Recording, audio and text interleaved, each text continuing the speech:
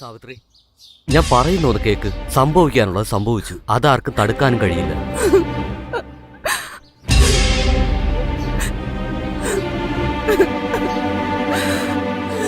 അതെ മോളെ സാവിത്രി, നടക്കാനുള്ളത് നടന്നു. ഇങ്ങനെ പട്ടിണി കിടന്നാൽ എങ്ങനെയാ? നീ ഈ കാപ്പിയെങ്കിലും ഒന്ന് കുടിച്ചേ. ആ, പിടിക്കേ. കഴിക്കും മോളെ. കുടിക്കേ.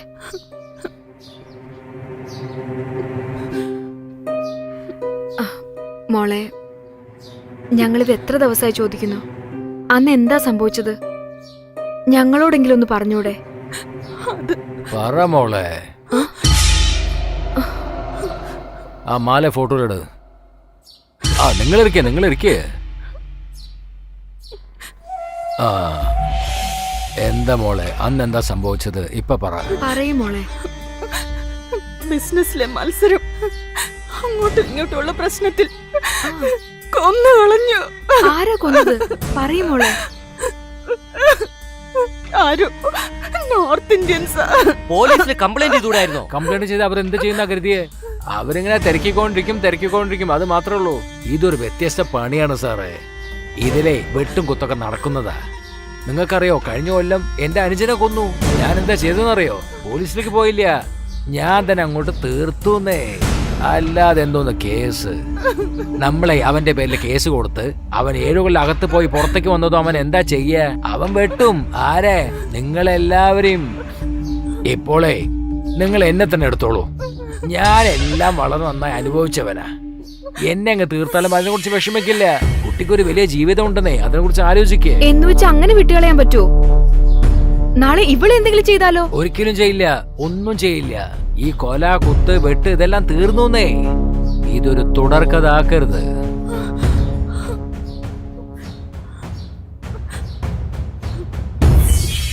അതല്ല, ഇനിയും പോലീസ് കേസിന് പോകാൻ ഉദ്ദേശം ഉണ്ടെങ്കിൽ വടക്കേന്ന് അതേ ആൾക്കാർ തിരിച്ചിങ്ങോട്ട് എത്തും.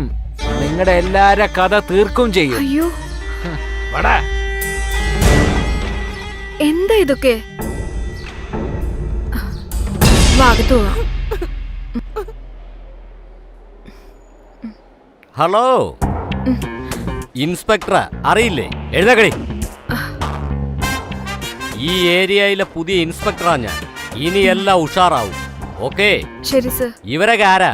പേഷ്യൻസ് ആണ് സർ. ഇവിടെ വെറുതെ ഇങ്ങനെ ഇരുത്തേക്കാതെ ഇഞ്ചക്ഷൻ വെച്ച് പറഞ്ഞയക്ക്. ശരി സർ. എവിടെയാ നിങ്ങളുടെ ചീഫ്? അകത്തുണ്ട് സർ. അകത്തിരിക്കുക തന്നെ. ഓ വാടാ.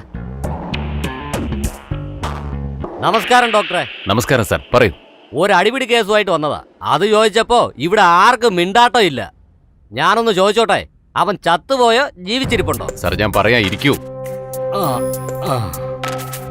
Sister, yes sir. അവരോട് വരാൻ പറയൂ. Okay sir.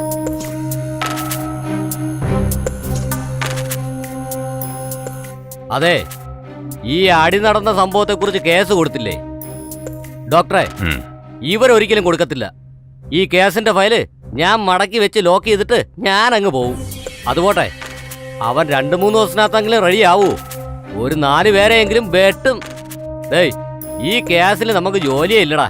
2 പേരെയൊന്നും ഓരോ ഒപ്പിട്ട് വായര്. ഡോക്ടറെ ഒന്നും കൂടെ ഒന്ന് വാങ്ങിച്ചോ. ഡോക്ടറെ പോട്ടെ.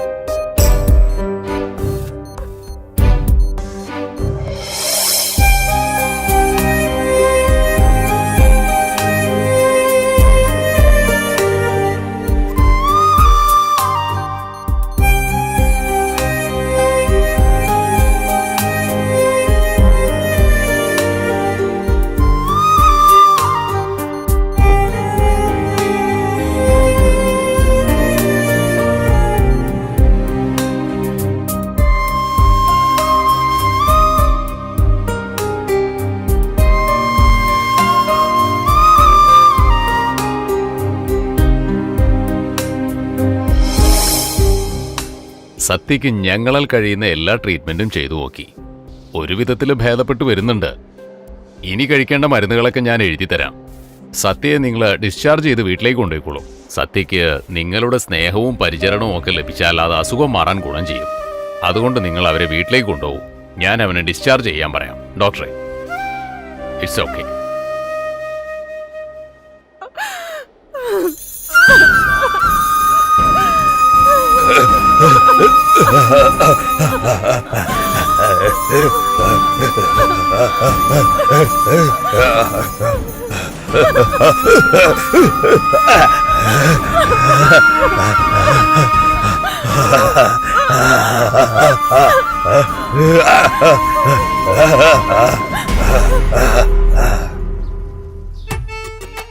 പറ ചക്കരെ, ഈ വടി നിന്റെ കയ്യിലെ എന്റെല? ചേട്ടാ ജോലിയുണ്ട് ചേട്ടാ. ജോലിയൊക്കെ അവൻ നോക്കും, നമുക്ക് ഇവിടെ നിന്ന് കളിക്കാം. എന്റെ വടി നിന്റെല വടി എന്റെല? എന്റെ അടുത്ത് തന്നെയാ.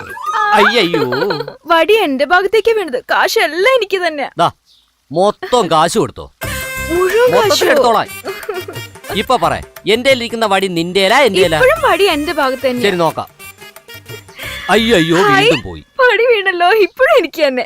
എനിക്കറിയാൻ വയ്യാണ്ട് ചോദിക്കാ, എന്താ ഇവിടെ കളിക്കുന്നത്? അത് പിന്നെ ഞാൻ എന്റെ അനിയത്തി സാവിത്രിയുടെ പുന്നാര മോള്. ഈ വീട് എന്റെ അളിയൻ ഡയറക്ടർ ബാലുവിന്റെ വീട്. എന്റെ വീടാ. ഇവിടെ ഇങ്ങനെയൊക്കെ കാണിച്ചാ എന്റെ പ്രസ്റ്റീജ് എന്താവെന്നറിയോ? അങ്ങനെയാണെങ്കിൽ ഒരു 1000 രൂപ. നമുക്ക് 1000 രൂപയ്ക്ക് കളി. ഈ കുട്ടിക്കളിയൊക്കെ കളഞ്ഞിട്ട് എന്റെ അപ്പൂപ്പനായിട്ട് മാത്രം ഇവിടെ ഇരുന്നാ മതി. മോളെ, നിനക്ക് ഈ കളിയെ കുറിച്ചൊന്നും അറിയില്ല. എനിക്ക് അപ്പൂപ്പന്റെ എല്ലാ കളികളും എനിക്ക് അറിയാം. നിങ്ങൾ എന്റെ അപ്പൂപ്പന്റോട് നേർക്ക് നേരെ കളിക്കാൻ ഏഞ്ചലീന ജൂലിയാ? പോ പോ പോ.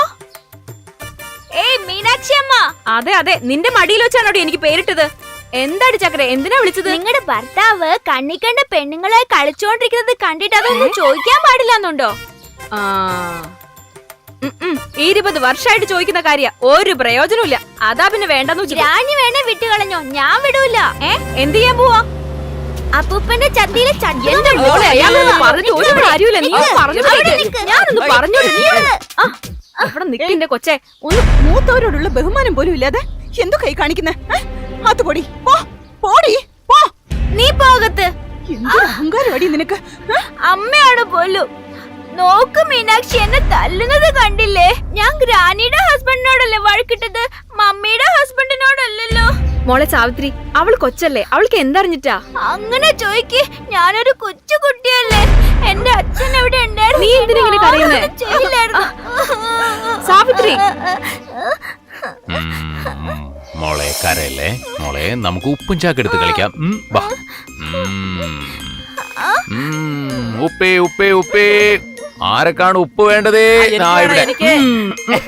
എനിക്കും രണ്ടെങ്കിലും ഇവിടെ ആരൊക്കെ ഉപ്പ് വേണം? എനിക്കും വേണം ഉപ്പ്. എന്തിലാ വാങ്ങിക്കുക? ഇനി ഉപ്പേ ഉപ്പേ. ഇനി ആരൊക്കെ ഉപ്പ് വേണ്ടേ? കൊടുക്കും മോളെ.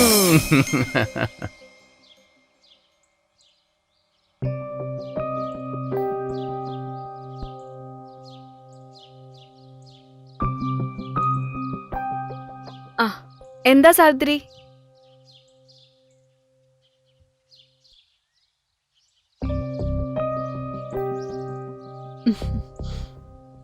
ഞാനിവിടെ വന്ന് നിൽക്കാൻ തുടങ്ങിയിട്ട് 1 വർഷം കഴിഞ്ഞില്ലേ?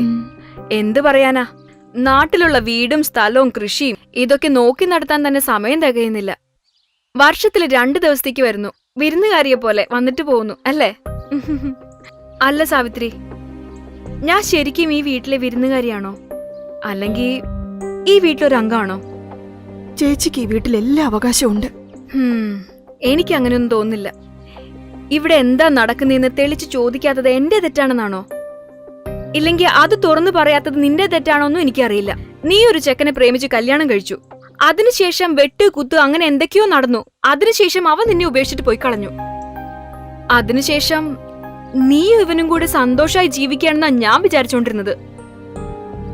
എന്നിട്ടിപ്പോ പെട്ടെന്നൊരു ദിവസം അയാൾ വന്ന് നിൽക്കുന്നു. പോരാത്തേന് നീയും നിന്റെ ഭർത്താവും കൂടി അയാൾ ചികിത്സിച്ചോണ്ടിരിക്കുന്നു. എന്താ മോളെ ഇതൊക്കെ? എന്താ ഇവിടെ സംഭവിക്കുന്നത്? എനിക്ക് അറിഞ്ഞേ പറ്റൂ. ചേച്ചി എന്നോട് ക്ഷമിക്കണം. ചേച്ചിയോട് ഞാനിത് നേരത്തെ പറയണമായിരുന്നു, പക്ഷെ എങ്ങനെ പറയണമെന്ന്. സാരൂല, പോട്ടെ പറയേ. എന്റെയും സത്യയുടെയും കല്യാണം നടന്നു. ഈ ജീവിതം തുടങ്ങി അന്ന് തന്നെ അവസാനിക്കുകയും ചെയ്തു. സത്യയുടെ ശത്രുക്കൾ അച്ഛനെയും കൊന്നു, സത്യനെയും വെട്ടി. ഭാഗ്യം കൊണ്ട് മാത്രമാ സത്യൻ രക്ഷപ്പെട്ടത്. ഹോസ്പിറ്റലിലെ ട്രീറ്റ്മെന്റിന് ശേഷം സത്യനെ ഡിസ്ചാർജ് ചെയ്ത് വീട്ടിലേക്ക് കൂട്ടിക്കൊണ്ടുവന്നു.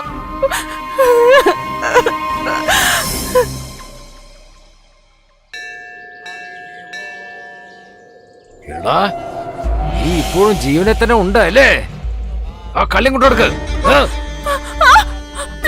ഒന്നും ചെയ്യരുത്, അവനെ വിട്ടേക്കൂ. ഞാൻ നിങ്ങളോട് യാചിക്കുക, ഒന്നും ചെയ്യരുത്, വിട്ടേക്കൂ. നിങ്ങൾ പറഞ്ഞതെല്ലാം ഞാൻ അനുസരിച്ചില്ല, ഇനിയെങ്കിലും ഉപദ്രവിക്കരുത് പ്ലീസ്. അദ്ദേഹത്തിന്റെ സമനില തെറ്റിയിരിക്കുക. എന്താണത്? കൊച്ചു കുട്ടിയെ പോലെ ഉണ്ടല്ലോ നിന്നെ കാണാൻ. എന്റെ ഒരേ ഒരു ശത്രു ഇവനായിരുന്നു. ഇവനിപ്പോ എങ്ങനെയായി? അയ്യോ പാവം പയ്യൻ.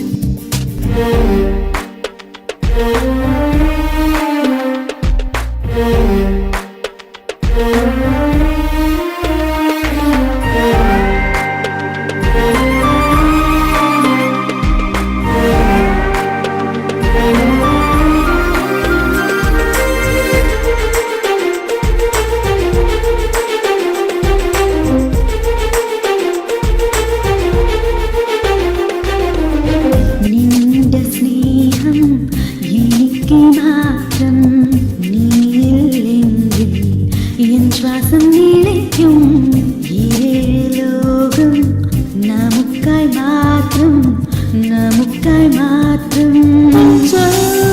ഭൂതങ്ങൾ നമുക്കായി നീയേ എൻ മഴവില്ലേ, ഞാനോ മേഘം, നാം ഒന്നായി പറന്ന് പോകാം. അംഗങ്ങളെല്ലാം ചൂടാണ് കണ്ണ, പ്രണയാസത്യ തന്നെ ഒരുക്കാം. അവസരം ലഭിച്ചാൽ പൂമെത്ത വിരിക്കാം, എപ്പോഴും ഒന്നായി കഴിയാം.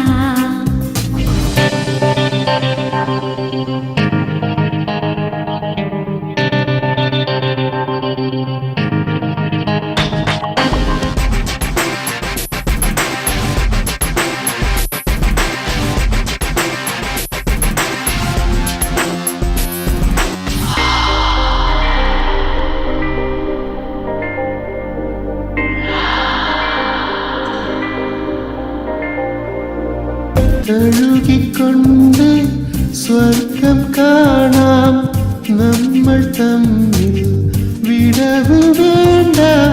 പ്രണയിനി നിന്നെ തഴുകിക്കൊണ്ട്, തഴുകിക്കൊണ്ട് ശ്വാസം മുട്ടുന്നു എന്നിൽ അലിഞ്ഞു ചേരടാ. ആദാമായി നീ അരികിൽ, ഹവ്വയായി ഞാൻ ചാരേ. പ്രകൃതിയും നമ്മൾ പരത്താം നിന്നും, ആനന്ദമായി നമ്മൾ കണ്ടാം. നാം ഇനി ഒന്നായി പരസ്പരം സ്നേഹത്തിൽ ഒന്നായി ഈ ലോകം കൈയടക്കാം. നീ എനിക്ക്, ഞാനോ